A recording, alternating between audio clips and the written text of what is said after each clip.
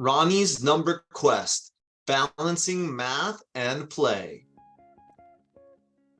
Once upon a time, in a town filled with charm and cheer, lived a bright and bubbly boy named Ronnie.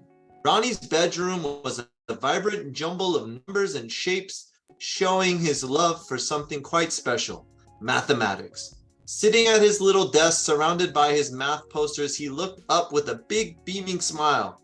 "Hi there, I'm Ronnie," he said cheerfully. His eyes sparkled with excitement as he pointed at his posters. "See all these numbers and shapes? They're not just decorations. I love math. To me, it's like a gigantic puzzle, always waiting to be solved." One sunny afternoon, Ronnie's parents surprised him with a new gift, a Nintendo gaming system for his birthday. Ronnie's eyes widened with delight as he unwrapped his present. He held the game console with gleaming eyes and a grin from ear to ear. "Wow, a Nintendo, thank you," he exclaimed, already imagining the adventures he'd have. Little did he know this gift was about to bring a new challenge into his life. In the days that followed, Ronnie was captivated by his new Nintendo. He played games of exploration, adventure, and strategy. The colors, the sound effects, the thrill of each game, it was all so exciting. His math books lay unopened on his desk, gathering dust. Every free moment he had, he would rush to his Nintendo. His once loved numbers and shapes started fading into the background. The more Ronnie played, the less he practiced his math problems. One day in his math class, Ronnie's teacher noticed something different. Ronnie, who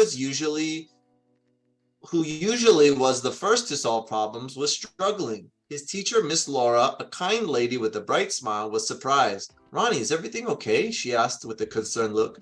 Ronnie nodded but felt a pang of guilt. His love for math was being overshadowed by his new fascination with Nintendo. A week later, Miss Laura announced a school-wide math competition. Ronnie's heart skipped a beat.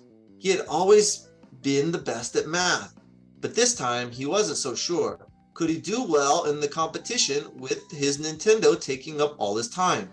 He thought about his math book sitting untouched on his desk at home. He wanted to do well in the competition, but he also wanted to play his Nintendo. It was a tough decision for Ronnie. Once home, Ronnie found himself torn between his shiny Nintendo and his neglected math books. He glanced back and forth, feeling the weight of his decision. I've always loved math, he thought, and the competition is important. A picture of him holding a winning trophy popped into his mind, but so did the exciting adventure in his Nintendo games. Ronnie felt his heart tug in two directions. That evening, Ronnie sat on his bed, looking at his beloved Nintendo and then at his math book.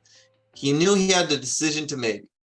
With a determined look, Ronnie picked up his math book. "I need to prepare for the competition," he said to himself. He decided to set a schedule, limiting his Nintendo time and focusing more on practicing math. It wasn't easy, but Ronnie was ready to take up the challenge. The following days, Ronnie adhered to his new schedule. He practiced math problems with diligence, his focus unwavering. His Nintendo lay there, beckoning him, but Ronnie knew his priorities. He studied the mathematical formulas, solved equations, and worked on complex problems. The once dusty math books were now open and filled with notes. Ronnie was rediscovering his love for math and felt a spark of joy each time he solved a challenging problem. With each passing day, Ronnie could feel his old math skills coming back. He could solve problems quicker, understand concepts better, and his confidence was building. He even found time to teach his little sister some fun math tricks. Even though he missed playing Nintendo, he also remembered the thrill of solving a tough math problem. With the competition approaching, Ronnie felt ready. "I can do this," he told himself, a gleam of determination in his eye.